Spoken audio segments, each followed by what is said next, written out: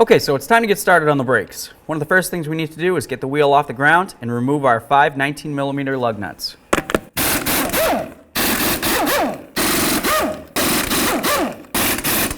Remove the wheel and set it safely aside. Okay, so now we need to push back our caliper piston. The piston's located right in here. The way that I'm going to do that is with my pry bar.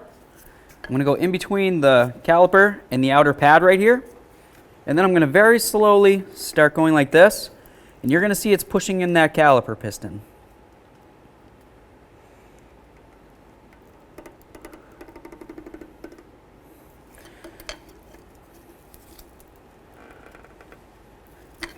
Push that pad. Now I'm going to go directly against the pad and just push in that caliper piston the rest of the way. Being very careful not to use the pry bar on the actual piston itself because it's only ceramic. So now we're going to remove our caliper slider bolts. To do that, we're going to use a 15mm wrench to hold onto the slider so it can't spin. Then we're going to use a 13mm socket on this side, and we're going to remove this bolt. All right, I'm just going to leave that in a few threads so I can start this one. Completely remove that. We'll remove this one, and we'll hang the caliper safely out of the way. Okay, so now we're going to remove our pads. As you can tell, this is very worn. It's time for replacement. Get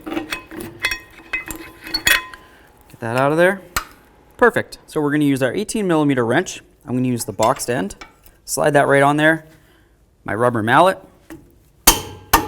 Give this a couple bonks, break it free, and do the same to the upper bolt. Put that on there.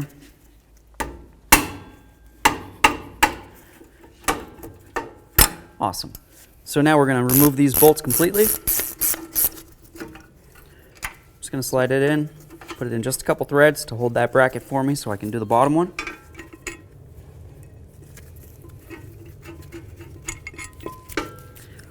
There's our caliper bracket. Okay, so if your rotor has these clips on it, to take those off, you just use a nice pair of cutters. Grab onto this ear.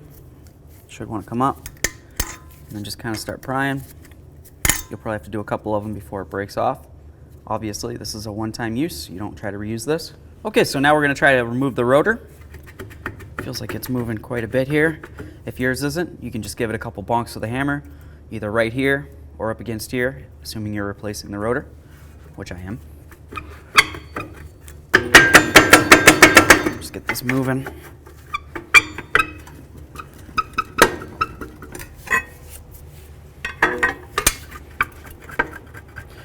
All right, so let's say that your rotor isn't coming off like this, right? It's definitely not stuck on the hub. You can move it all around like this. What's actually happening is there's probably a lip on the inside of the rotor where the e-brake shoes ride, and the e-brake shoes are holding on to the inside of the rotor. So at that point, we're just going to want to de-adjust the e-brake shoes a little bit, so we should be able to slide this rotor right off. So when you look on the back side of your backing plate, you're going to see this rubber boot. Just use your pry bar, pry that right out of there. Now inside here, you're going to find a little star wheel. I'm going to grab a flashlight so I can see it a little better, and hopefully I can get you a view of it real quick. And then we're going to de-adjust that so we can get this rotor off. I'm just turning that little star wheel in there.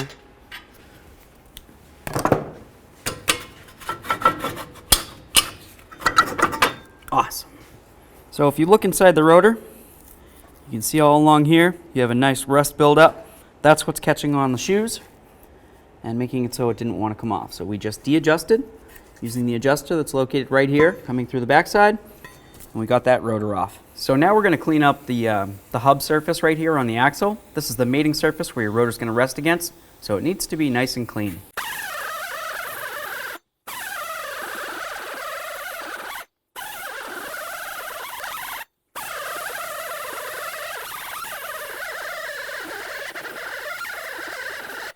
I'm going to move along to a brush, and I'm going to try to get in between these lug studs and the hub area here.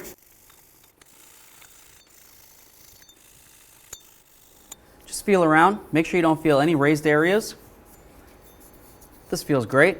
We can move along. All right, so I have a nice collection bucket. I'm continuing with my brush. Put the collection bucket down on the ground. We're just going to clean up some of this area along here. Try to get off any of this crud that might be hanging out in here.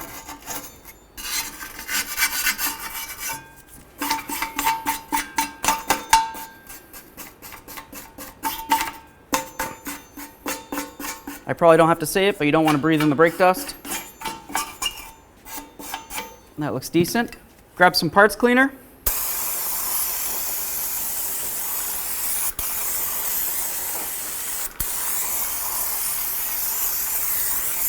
We're going to let that dry. So we're going to use some penetrant, and I'm just going to go right on this adjuster. Very nice. Over on the other side, we have the e-brake pivot. Just going to spray a little bit on there, let that sit. So now we're just going to put a little bit of Never Sees on the mating area. That looks decent. So we'll take our rotor, put it on here like this. A little bit of parts cleaner. Wipe down those braking surfaces.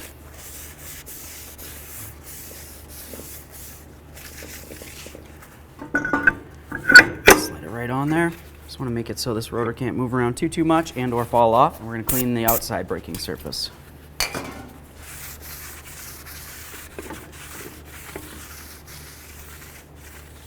Beautiful. Okay, so we have our caliper bracket. We're over on our bench. We're going to remove our slider. We're going to remove the boot from the slider. Just grab that, twist it, pull it off, set it aside on its corresponding side. Next, we're going to take off our caliper tins here, or bracket tins. Just use a small pocket screwdriver. Usually they come flying off. That's what they look like. We got brand new ones with our kit, so that's great. We'll set that stuff aside. So now we have a stripped caliper bracket here. We're going to continue cleaning it up. To do that, I'm going to grab a collection bucket. I'm going to spray some of my parts cleaner right inside there.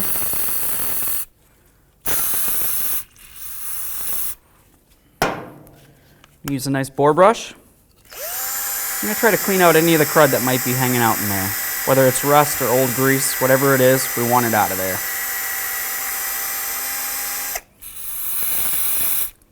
Give it another little rinse here.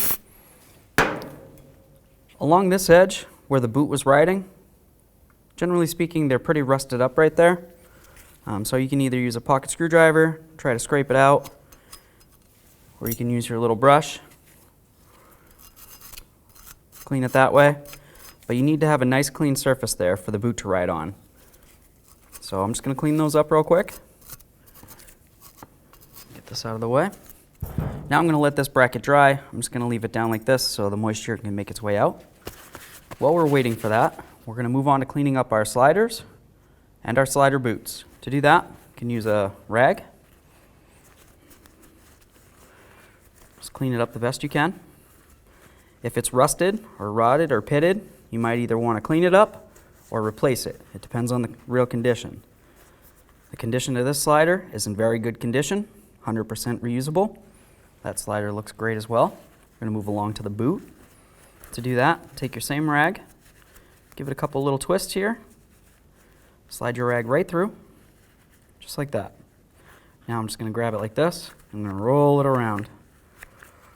This is going to get all the grease onto the rag and clean it out so we have a nice new surface to apply new grease to. Do the same thing with the other one. So next we want to clean up this area. This is the area where the tins were, and it's also where the pads are going to ride. You need to make sure that this is nice and clean and there's no raised areas that are going to cause the pad to get stuck. I'm going to use a tool that looks something like this, or you can use your brush. Do this for a while, get it nice and clean. Odds are you'll need both tools.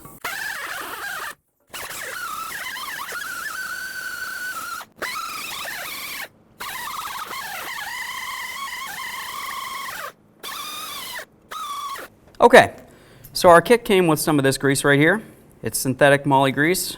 This is specifically for brakes, so it's very important you use this. You can use other lubricant if you have that as well, but definitely use something that's resistant to high temperatures. I'm going to put a little bit on there. Use my gloved finger. Just spread it around. Do the same to the other side here. You don't need to have so much that you have a puddle hanging out on there, because the last thing you want it to do is squeeze out and get on the rotor or the pads. I'd say that that looks pretty great. We're not going to use these old tins, right? We got some nice brand new ones. They came with our kit. Let's use them.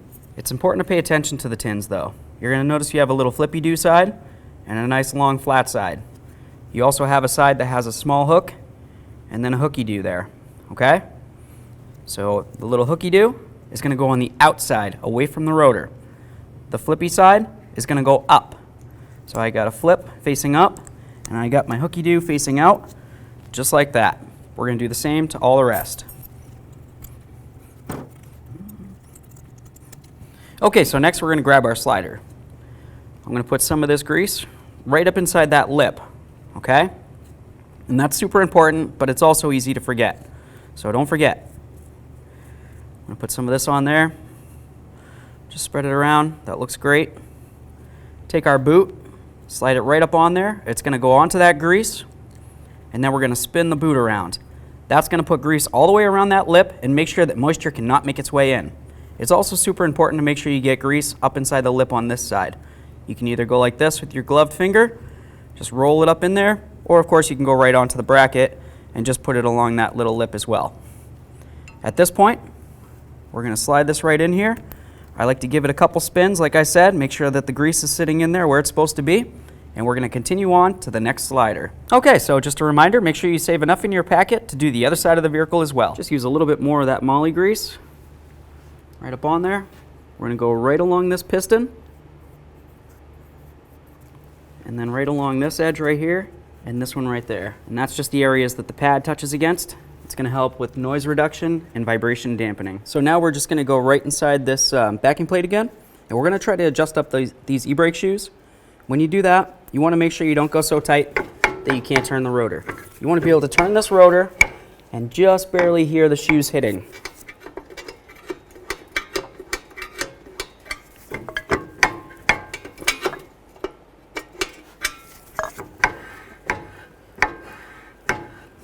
Sounds like we're getting pretty close. Perfect. So take your rubber boot, make sure you put it back in the backing plate. That's going to help keep moisture and crud out of there. So now we're going to install our bracket. Let's bottom these bolts out. So let's torque these caliper bracket mounting bolts to 77 foot-pounds. Torqued. Torqued. So we're going to take our inner pad, which is the one with the wear indicator bar on it, get it into the bracket here. It's very important that it slides in and out very easily, okay? If you have to force it in or hit it with a hammer, you probably didn't clean up your bracket enough.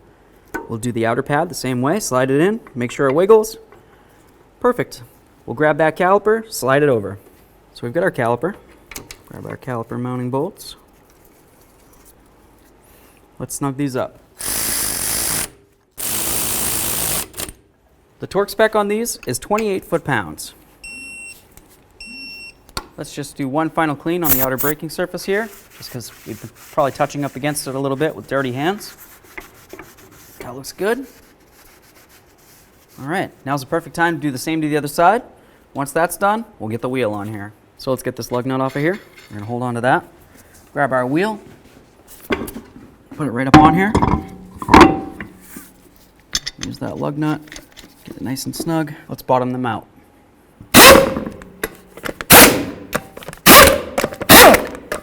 Okay, so now we'll get the wheel on the ground and we can torque these lug nuts down. Okay, let's torque these lug nuts. 122 foot-pounds.